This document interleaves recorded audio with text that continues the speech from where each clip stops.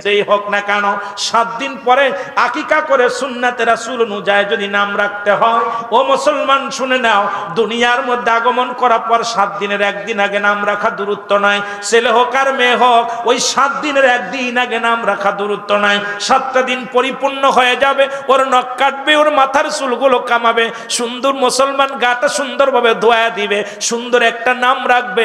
ছেলে হলে 2টি পশু কুরবানি করবে, মেয়ে হলে একটা পশু কুরবানি করবে, সুন্দর একটা হাদিস কুরআন অনুযায়ী সুন্দর একটা নাম রাখবে। কিন্তু আমার দেশে এখন তা তো দূরের কথা, বাসর রাত্রেই নাম হয়ে যায়। শুধু তাই নয় রে মুসলমান, দেখা যায় 7 মাস 8 মাস ছেলে হবে না মেয়ে হবে। এখন আলট্রাসাউন্ড করলেই ডাক্তার কয় তোর পেটে মেয়ে, তোর পেটে ছেলে, আর সেই নাম রাখা হয়ে যায়। এ মুসলমান, এই সন্তান জীবনেও আল্লাহ হতে পারে না। এই সন্তান বড় হয়ে হয় সন্তানাস, এই সন্তান হয় জিনাকারী, এই সন্তান হয় গীবাতখোর, এই সন্তান হয় জুলুমখোর, এই সন্তান হয় ঘুষখোর, এই সন্তান হয় ঘুষখোর সুদখোর। কারণ এই সন্তান তো ভালো হওয়া সম্ভব নয়। ও মুসলমান শুনেন, আপনাদের হাতে ধরে বলে যায়, এখন বলতে পারেন হুজুর আমাদের বাপ মা তো নাম রাখছে, তবে আমরা কেন ভালো হলাম? আল্লাহ দয়া করছে তাই ভালো হয়েছেন। বর্তমান রাসূলের বিধান, আল্লাহর বিধান মানেন না হলে কিন্তু বিপদগামী হয়ে যাবেন। জোরে জোরে বলেন ঠিক কি না?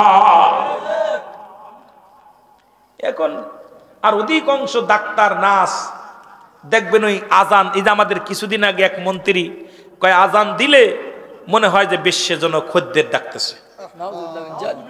আমি মাটির তলে পুইতা গেছি, আমার দেশের মন্ত্রী মিনিস্টারদের কথা কিছু কিছু মানুষ, সব না, বলছে আমার দেশে যখন আজানগুলো এত খারাপ লাগে, বিশ্রী লাগে, যে আজান দিলে মনে হয় খদ্দের টানতেছে বিশ্বে।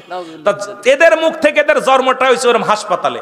কারণ আমাদের দেশে নার্স ডাক্তার অধিকাংশ হিন্দু বৌদ্ধ খ্রিস্টান। ওই যখন হয়, যখন সিজার করে তখন ওর কালেমা যায় না, ওর জবান ওর কানে আজান দেয় না, আজান ওর ভালো লাগবে না, জীবনেও কোনোদিন আজান দিলেই ওর মন খারাপ হয়ে যাবে। কারণ ও তো আজান শোনে নাই। জোরে বলেন ঠিক কি না? আজান শোনে নাই, এই জন্য আজান দিলেই ও বেজার হয়ে যায়। এ সমস্ত দুঃখের কথা আর কি বলবো। আমার মুসলমান বাবারা শুনে নাও, আমি যে কথাগুলো বলতেছি দিলের কান্ডা লাগা শোনো। 3 নম্বর অপরাধ, আমাকে কোন কোরআনের জ্ঞান আমার বাবা মা দেয় নাই। তার মানে আমরা যারা গার্জিয়ান, আপনাদের কাছে অনুরোধ করে যাব, হাতে ধরে বলে যাব, পায়ে ধরে বলে যাব, তোমার সন্তানটাকে নিম্নতরে কয়টা 10টা সূরা শিখাও, তোমার সন্তানটাকে জানাজার নিয়ম শিখাও, তোমার সন্তানটাকে গোসলের ফরজ, ওযুর ফরজ। ও মুসলমান, এই দুনিয়ার মধ্যে বসার আদবগুলো ইত্যাদি ইত্যাদি যেগুলো একেবারে না একে নিত্য প্রয়োজনীয় আপনার, সেগুলো আপনার সন্তানটাকে শিখান। আপনার সন্তান বড় আলেম হওয়ার দরকার নাই, বড় মৌলবী হওয়ার দরকার নাই। যে সন্তান আপনার জন্য দোয়া করতে পারবে, যে সন্তান যখন আপনি ইন্তেকালের পরে যেন হাত উঠাইতে পারে, বলে রাব্বির রাহমাহুমা কামা রব্বায়ানি সগীরা। জোরে জোরে চিল্লায় বলা যাবে না আল্লাহু আকবার। এ ভাইরা আমার, বন্ধুরা আমার, সন্তান বড় মুফতি হবে না, বড় মুহাদ্দিস হবে না, নিম্নতরে 40টা হাদিসের উপরে জ্ঞান দাও, ছোট্ট ছোট্ট হাদিসগুলো এইটা নিম্নতরে শিখাও, কোনটা হালাল কোনটা হারাম, এ মুসলমান কোনটা জায়েজ কোনটা না জায়েজ, যেগুলো একান্ত নিয়মগুলো মুসলমান আপনার সন্তানদের শিক্ষা দেন, নয়তো আপনি বাঁচবেন না। কারণ আপনি আল্লাহর দরবারে সারা পাওয়া সম্ভব নয়। কারণ আপনার সন্তান এমন বিদ্যা শিখাইছেন, লন্ডন আমেরিকা গেছে, বড় বড় ডিগ্রি নিছে, বড় বড় মাস্টার হয়েছে। মুসলমান শুনেন, এই সন্তানই একদিন আপনার জাহান্নামের কারণ হয়ে যাবে। যে সন্তানকে আপনি কোরআনের জ্ঞান দেন নাই, হাদিসের জ্ঞান দেন নাই, ইসলামের জ্ঞান দেন নাই, ওই সন্তান জীবন ইসলামের ভিতরে নাই, ইসলামের বিধানের মধ্যে নাই। সুতরাং এর জন্য আপনার আমল বরবাদ হয়ে যাবে, আল্লাহর দরবারে জবাব দিতে পারবেন না। আমার মাওলা যেদিন ধরবে, যেদিন কাজী হবে, আমার আল্লাহ যেদিন আসরের ময়দানে ডাক দিয়ে বলবে, অমুক সাহেব তোমারে জান্নাতে দেয়া হলো, জান্নাতের দিকে ছুটে যাও। যখন যাইবেন পিছন থেকে সন্তানেরা ডাক দেয়, আমার অবশ্যই আমার সে আমার বাবা, এ আমার আপনজন, তুমি কই যাও? আমি জান্নাতে যাই। কয়ে জান্নাতে কেমনে যাও? আমাকে নিয়ে যাও। সারা জীবন তুমি নামাজ পড়েছো, একদিনও নামাজের তাগিদ দাও না। সারা জীবন তুমি রোজা রাখছো, একদিনও রোজা রাখার জন্য আমার তাগিদ দাও নাই। সারা জীবন আমি ভুল পথে চলেছিলাম, একদিন তুমি আমার সঠিক পথের দাওয়াত দাও নাই। একদিনও তুমি তুমি লালন পালন করেছো, ইসলামের বিধান শিক্ষা দাও নাই। আজকে তুমি জান্নাতের দিকে যাও, আমাদেরকে জাহান্নামের ফেরেশতারা আমাদেরকে নিয়ে যায় জাহান্নামের দিকে তরাইয়া। আজকে তুমি কই যাও? লয়ে যাও, লয়ে যাও। ওই জাহান্নামের মালিক ফেরেশতা মুসলমান শুনে নাও, ওই বাবাকে শুদ্ধ ধরে জাহান্নামের মধ্যে ছুঁড়ে মারবে, কারণ এই জান্নাতের মধ্যে যাওয়া সম্ভব হবে না। এই জন্য আমি আপনাদেরকে বইলা যাই, সন্তানাদি যা হয়েছে আজ থেকে বিধান মানেন, ইসলামের বিধান মেনে জীবন গড়েন, তাহলে দুনিয়া আখিরাত দুইটায় কামিয়াব হবেন। জোরে জোরে বলেন ঠিক কিনা? একটু মহব্বতের সঙ্গে দুরূদ শরীফ পড়েন। আল্লাহুম্মা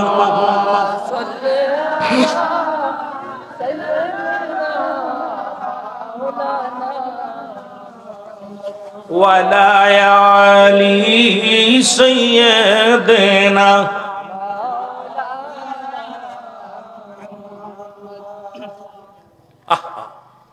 খলিফা হযরত আমিরুল মুমিনিন উমর ফারুক রাদিয়াল্লাহু তাআলা আনহু ডাকতে বলে, ও বিদ্যা দাঁড়াও, তোমার সন্তানের বিচারের আগে তোমার বিচার করা লাগবে। এই বিদ্যা দাঁড়াও, অন্যায় তো তোমার সন্তান করে নাই, করেছো তুমি। আজকে সন্তানের এই পাপের বাগদা তুমি নিয়ে যাও। আজকে যারা গার্জিয়ান আছো, তোমার ছেলে কলেজে গেছে, খবর নিচ্ছ ছেলে কলেজে যায় কি করে। তোমার মেয়ে কলেজে পড়ে, একবার কি খবর নিচ্ছ কলেজে কি করে। তোমার মেয়ে মাদ্রাসায় পড়ে, খবর নিচ্ছ কি কি করে।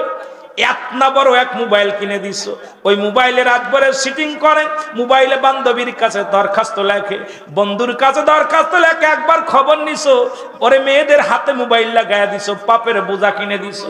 ছেলের হাতে মোবাইল কিনে দিছো, এই মোবাইলের ভিতর পাপের রাজ্য ভরে নিছে। সারা রাত ভরে পাপের রাজ্য দেখবে, ফজরের নামাজের সময় ঘুমাইবে।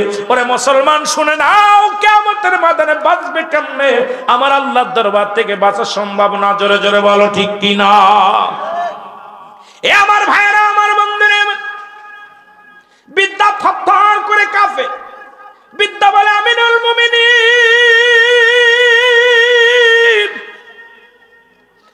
আমাকে একটু সুযোগ দিন, আমার আল্লাহ যেন আমার মাফ করে দেয়। এত বড় অপরাধী আমি, আজকে সন্তানের ভুলের জন্য আমি বড় দায়ী, সন্তান নষ্টের জন্য আমি বড় দায়ী। আপনি আমাকে তওবা করায়া দেন, আল্লাহ যেন আমারে মাফ করে দেয়। খলিফা হযরত উমর ফারুক তওবা করায়া দিলেন। ও মুসলমান, বাবা সন্তানকে দুজনকেই তওবা করায়া দিলেন।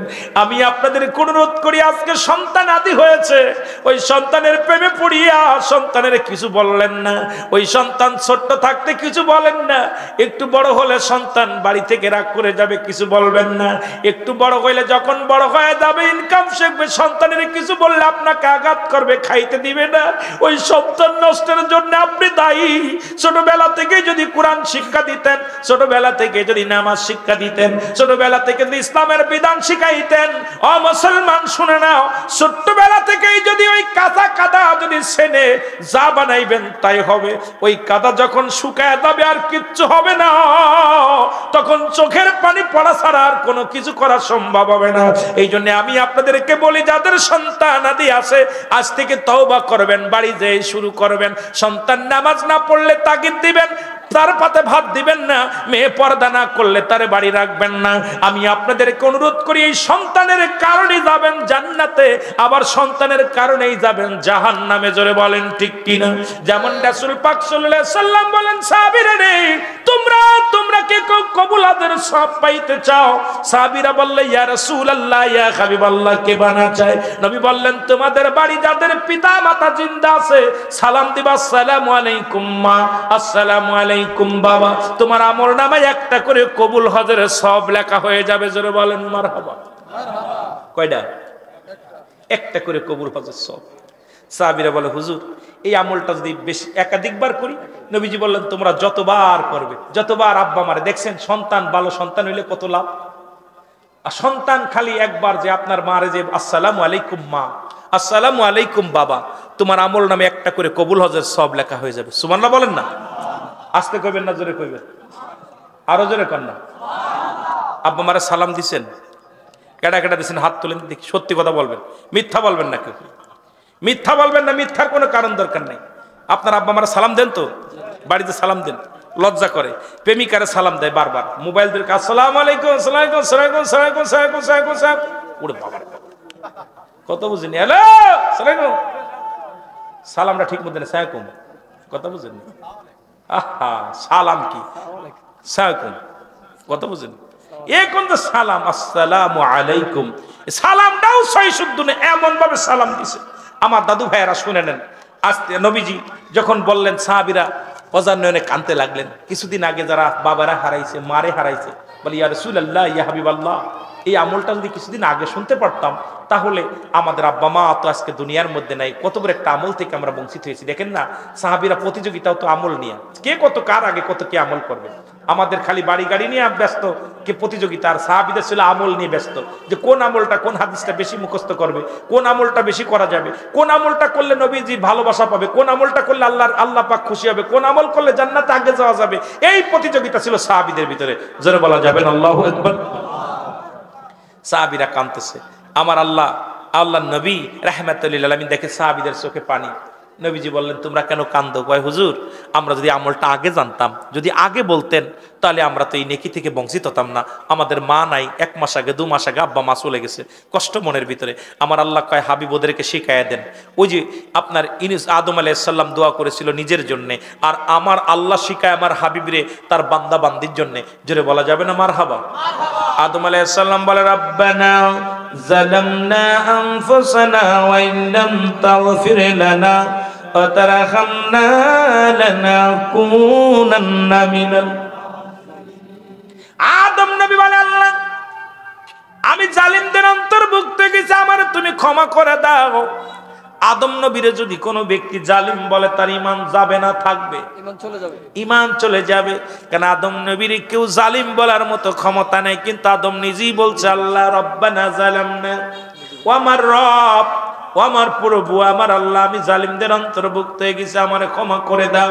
আর আমার নবীরে আমার আল্লাহ শিখায়, যাদের আব্বা নাই মা নাই, যাদের নাই, যারা সালাম দিতে পারে নাই, যারা আব্বা মার থেকেই নাকি সব টুক পায় নাই, তারা যেন এইভাবে আব্বা মার জন্য দোয়া করে, রব্বির রহমহুমা কামা রব্বায়ানি সগীরা।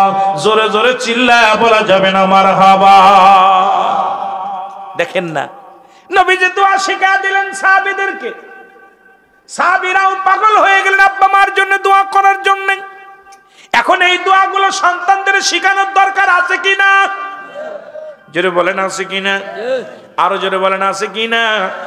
আমি আপনাদের কাছে করো জোরে দাবি করে যাব, বাবারা আমার, এখনো সময় আছে, এখনো সময় আছে। এখনো দুনিয়া থেকে যেহেতু আল্লাহ নেয় নাই, দুনিয়ার মধ্যে এখনো জিন্দা আছেন।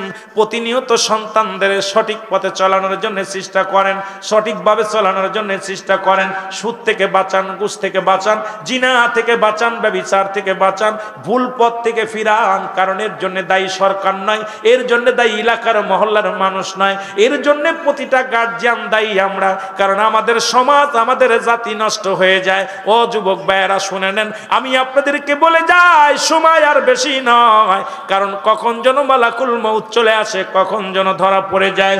এই পৃথিবীর মধ্যে কে আগে যাবে, কে পরে যাবে, কেউ বলতে পারি না। এই দুনিয়ার মধ্যে আসার একটা সিরিয়াল আছে, যার কোনো সিরিয়াল নয়। দেখা যায় দুনিয়ার মধ্যে সন্তান জিন্দা, বাবা নাই। সন্তানের লাশ বাবার কাঁধে, বাবার লাশ সন্তানের কাঁধে। এই পৃথিবীর মধ্যে সন্তানের লাশ যে বাবাই কাঁধে নিচে, সেই বাবাই জানে সন্তানের লাশ কত ভারী। যে সন্তান তার বাবার লাশটা কাঁধে নিছে, ওই সন্তানের জিগাইবেন পৃথিবীর মধ্যে সন্তানের লাশটা কত ভারী, বাবার লাশটা কত ভারী। পৃথিবীর মধ্যে লাশ বহনকারী ব্যক্তি জানে, এই পৃথিবীর মধ্যে লাশ বহনকারী ব্যক্তি জানে তার বাবা মায়ের লাশটা কত ভারী। ওই লাশ নিয়ে চলতে পারে না, ওই লাশের গাড়ি নিয়ে চলা সম্ভব হয় না।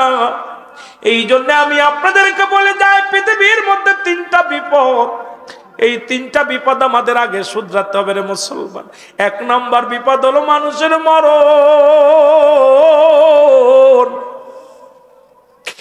দুই নাম্বার বিপদ হলো মুসলমান কবর, তিন নাম্বার বিপদ হলো কিয়ামতের ময়দান। একটার পর একটা বিপদ। এই মরণের পেয়ালা পান কর্তব্যের মধ্যে কোনো সন্দেহ নাই। কত রাজা, কত বাদশা আদম থেকে শুরু করে আমার নবী রাহমাতুল লিল আলামিন পর্যন্ত, এই পর্যন্ত কত পয়গম্বর, কত নবী দুনিয়ার মধ্যে আগমন করলো, কত উম্মতের আগমন করলো, কেউ দুনিয়ার মধ্যে নাই। আপনি আমিও চলে যাব, থাকার জায়গা নাই। এক নাম্বার হলো মরণ, এই মরণের পেয়ালা পান করতে হবে। আর পৃথিবীর মধ্যে আসার সিরিয়াল আছে, যার কোনো সিরিয়াল নাই। যে কোনো মুহূর্তে আপনাকে আমার আল্লাহ নিয়ে যেতে পারে। এই পৃথিবীর মা ছেড়ে চলে যেতে হবে। সবচাইতে সহজ মৃত্যুটার কথা আমি বলে যাই, যেটা খা মুসলমান, আটা সেনিয়া খামির বানাইয়া এর মধ্যে যদি একটা চুল পড়ে, এই চুলটা টান দিয়া বাইর করলে যেমন আটার ভিতর থেকে এসে বাইর হয়ে যায়, তদ্রূপ পৃথিবীর সবচেয়ে ইমানদারের মৃত্যুটা সেইতে সহজ হয়। আর সেই মৃত্যুটা হলো মুফতি মুসলমান আমজাদ আলী সাহেব কিতাব লিখলেন, কিতাবের নাম বাহরে শরিয়াত। এই কিতাবের মধ্যে লিখতে যা বললেন, দুনিয়ার মানুষ শোনো, 70টা তাজা উটের গায়ের চামড়া জবাই না করিয়া উল্টো দিকে টান দিয়া লবণ আর মরিচ লাগা দিলে যতটুক যন্ত্রণা হয়, এর চাইতে 70 গুণ যন্ত্রণা হলো একটা সাধারণ মৃত্যু। এখন অনেকেই মরণকালে পায়খানা করে দেয়, অনেকেই মরণকালে প্রস্রাব করে দেয়, অনেকেই মরণকালে মুসলমান জিহ্বা বাইর হয়ে যায়, চোখ দুটি বড় বড় হয়ে যায়। তাদের মৃত্যুটা কত কঠিন হয়। কত মানুষের জানাজা পড়লা, কত মানুষের কাফন পরাইলা, কত মানুষের চিরবিদায় করে দিলা। আমি একটা অনুরোধ করব আজকে এলাকাবাসীদের কাছে, মুসলমান আজকে এই বেকি গ্রামবাসীদের কাছে আমার করজোরে একটা দাবি করে যাব, কখন যেন মৃত্যু এসে যায়, কখন যেন মালাকুল মউত এসে যায়। এক নাম্বার আমাদের প্রস্তুতি থাকা লাগবে মরণের জন্য। আল্লাহ যেন আমাদের সহজ মৃত্যু দেয়। জোরে জোরে বলেন আল্লাহু আকবার। এক নাম্বার হলো বিপদ হলো মরণ। পৃথিবীর সব আয়াত অস্বীকার করতে পারবেন, একটা আয়াত অস্বীকার মধ্যে কোরআন শরীফের মধ্যে করলো নাফসি জায়গাতুল মউত। প্রতিটা প্রাণীর মৃত্যু সব কথা বলেন না কেন গ্রহণ করতে হবে। রাসূল বলে লা ইয়ামুত। আল্লাহর মাহবুব বান্দা যদি হতে পারেন, তাহলে দুনিয়া থেকে কবর জগৎটা আরো সুন্দর, মৃত্যুটা অনেক সুন্দর। পৃথিবীর মধ্যে ওই মালাকুল মউত প্রত্যেকটা মানুষের কাছে আসবে, প্রতিটা মানুষ ইমানদারের কাছে আসবে, বেঈমানদের কাছে না। ওর উপর থেকে তার আজরাইলের জান্ডা, আজরাইলের মাথা থাকবে আকাশে, জমিনের মধ্যে থাকবে পা। আজরাইল সবার জান কবাজ করতে দুনিয়ার মধ্যে আসবে না। এই আজরাইল সাল্লাম এমন একটা রূপ ধারণ করবে, এমন একটা চিৎকার মারবে, এমন একটা গর্জন মারবে ওই আকাশ থেকে, তখন ওই রুহুটা, রুহুটা বাইর হয়ে যাবে এই দুনিয়ার মধ্যে। আমার বাবারা গভীর মনোযোগ। এই জন্য মানুষ যখন মারা যায়, ভালো মানুষ মারা গেলেও তাড়াতাড়ি দাফন করতে হয়, খারাপ মানুষ মারা গেলেও তাড়াতাড়ি দাফন করতে হয়। যখন কোনো ভালো মানুষ মারা যায়, ইমানদার ব্যক্তি মারা যায়, এর ভিতরে একটা ইফেক্ট পড়তে পারে, এটা খারাপ দৃষ্টি পড়তে পারে। এই জন্য ওই ব্যক্তি আমল করছে ভালো, আমল দুনিয়ার মধ্যে ইমানদার নেককার বান্দা, কিন্তু মরে যাওয়ার পরেও এমন একটা মানুষ, এমন একটা কর্ম হলো যা দ্বারা গুনার ভাগটা তার ভাগ্যে যে পড়তে পারে। এই জন্য তাড়াতাড়ি তাকে বিদায় করতে হবে। খারাপ মানুষ মারা গেলে তাকে তাড়াতাড়ি বিদায় করতে হবে, কারণ এই খারাপ আত্মা যখন বাইর হয়ে যায়, এর একটা প্রভাব এলাকার মধ্যে পড়ে। যদি গাছে পড়ে গাছ মারা যাবে, জমিনের পরে জমিন ক্ষতিগ্রস্ত হয়ে যাবে, যে জমিনের মধ্যে ফসল আদি হবে না, জমিনে গাছে ফল ধরবে না, মানুষের ভিতরে অশান্তি লেগে যাবে। এই যে সুদখোর, ঘুষখোর, জিনাখোর যখন মারা যায়, তাড়াতাড়ি দ্রুত যত দ্রুত, ভালো মানুষ মারা গেলেও দ্রুত বিদায় দিতে হবে, খারাপ মানুষ মারা গেলেও দ্রুত বিদায় দিতে হবে। কারণ হলো যাতে করে ভালোটার কাছে খারাপ কিছু না আসতে পারে, খারাপটার কাছে ভালো কিছু আপনার ওই খারাপটা আরো যেন প্রভাব যেন আরো বেশি না করতে পারে। কথা বোঝেন আমাদের? কিন্তু আমাদের দেশে তো 4 দিন 5 দিন 3 দিন ধরে থুয়ে দেয়, থুয়ে দিয়ে আর মাইকিং কইরে, আরে মৌলবীরা রে অমুক মারা গেছে, মনে জানাজা যত লোক বেশি হবে তত মনে সব বেশি হবে। সারা জীবন অন্যায় করছো, সারা জীবন রাসূলের সঙ্গে দুশ্মনী করছো, আর ঘুমায় শোয়া দিয়ে বিসমিল্লাহি ওয়া আলা মিল্লাতে কথা কয় না কেন? আমার কথা হলো আজকে আপনাদের এই বেকি গ্রামবাসীদের অনুরোধ করে যাব, যারা রাসূলকে ভালোবাসে না, মরার পর তাদের কবরের লাশটা যখন ডাকবেন, দয়া করে আমি যে দোয়াটা শিখিয়ে দিই, এই দোয়াটা পড়বেন।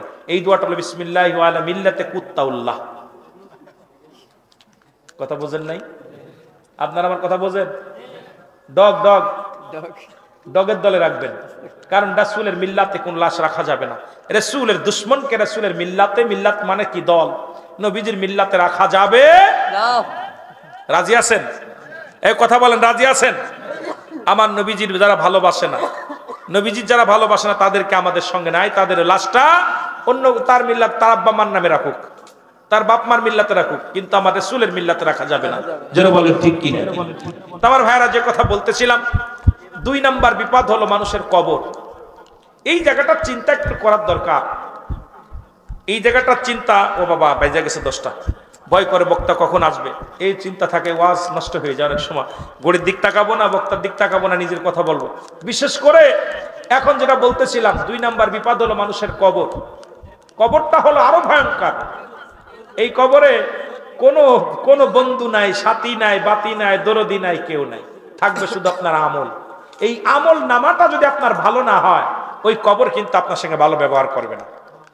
এই আমল নামা যদি আপনার ভালো না হয়, কবরে শোয়া পর থেকে শুরু করে কিয়ামত পর্যন্ত এই যে যন্ত্রণা শুরু হবে। আর এই আমার বাবার অনেকে মনে করেন কবরটা হয়তো মাটির শুধু কবর না, কবর বলতে বোঝায় মানুষের মৃত্যুর পর থেকে শুরু করে কিয়ামত পর্যন্ত জগৎটাকে বলা হয় কবরের জগৎ। কবরের জগৎ মৃত্যুবরণ করার সঙ্গে সঙ্গে শুরু করে কিয়ামতের আগ পর্যন্ত এই জগৎটাকে বলা হয় কিসের জগৎ? হ্যাঁ, ওই কবরের জগৎ। এই কবরের জগৎটা সুতরাং অনেকেই আগুনে পুড়ায় দেয়, মনে হয় যে কবর তো দেয়নি, ওরা পাপ হবে না। অনেক হিন্দুরা মনে হয় একবারে শেষ করে দিচ্ছে, আত্মারের বানানো হবে না, শুধু আল্লাহ পাক হুকুম দিয়ে কুন আর ফায়াকুন। এই পৃথিবীটা যেমনি বানাইছে আমার আল্লাহ, এমনি আবার আসলে বানাইবো আপনারে আমারে। আমার মতো সলিমদ্দি কলিমদ্দিরে বানাইতে আমার আল্লাহ সেকেন্ড লাগবে না, শুধু হুকুম দিবে আর হয়ে যাবে। জোরে বলেন ঠিক কিনা? আরো জোরে বলেন ঠিক কিনা? এই জন্য আমি আপনাদেরকে অনুরোধ করে যাব, যে সমস্ত ভাইয়েরা এখনো আপনারা 3 নাম্বার বিপদ হলো হাসরের ময়দান, কিয়ামতের ময়দান। এই ময়দানটা হলো সবচেয়ে বড় বিপদ, হলো 3 নাম্বারটা। প্রথমটা যদি আপনার ভালো হয়, দ্বিতীয়টা আরো ভালো হবে, দ্বিতীয়টা যদি ভালো হয়, তৃতীয়টা আরো ভালো হবে, আর প্রথমটা যদি কষ্ট হয়, দ্বিতীয়টা আরো কষ্ট, তৃতীয়টা আরো কষ্ট, তৃতীয়টা আরো কষ্ট। এই জন্য আমি আপনাদেরকে অনুরোধ করে যাব, আপনাদেরকে হাতে পায়ে ধরে বলে যাব যে আমার ভাইয়েরা এখনো সময় আছে।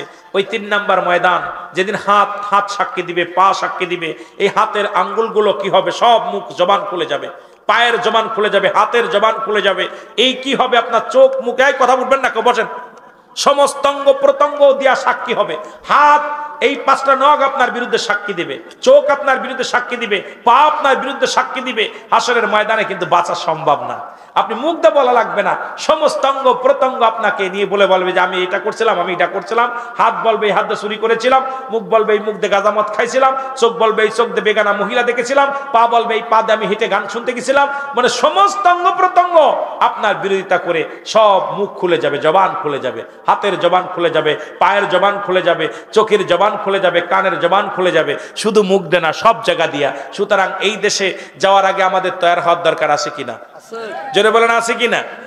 আমি অল্প একটু আপনাদের কষ্ট দিব, যেহেতু 10টায় আমার সারার কথা, 10টা 10 বেজে গেছে, আর 2-4 মিনিটে আপনাদেরকে একটু আমাদের মাহফিলে, এই মাহফিলে আগামী বছর হোক, আমরা চাই কি চাই না?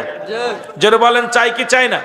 তো আমার ভাইয়েরা বলছে একটু আপনারা যদি কেউ দিতে চান, দয়া করে 2-4 হাজার টাকা, 500 টাকা যদি কেউ দেন, দোয়া করে যে আপনাদের জন্য আমাদের বক্তা আসবে, মৌলানা ফরিদি সাহেব আসবেন। উনি সুন্দর আলোচনা, আলোচক, উনি আলোচনা করবে। আজকে আমি যেটুকু কথা বলেছি, অনেক কথা ছিল কিন্তু বলার নিয়ত ছিল, কিন্তু সময়ের সঙ্গে স্বল্পতার কারণে আমি আলোচনার মূল ধারায় যেতে পারি নাই। যেটুকু বলেছি আল্লাহ আমাদেরকে আমল করার তৌফিক দান করুক, সকল বলুন আমিন। আরো জোরে বলেন আমিন। বাবার আপনারা দয়া করে কেউ একটু আলোচনা ভিতরে যদি কেউ যান।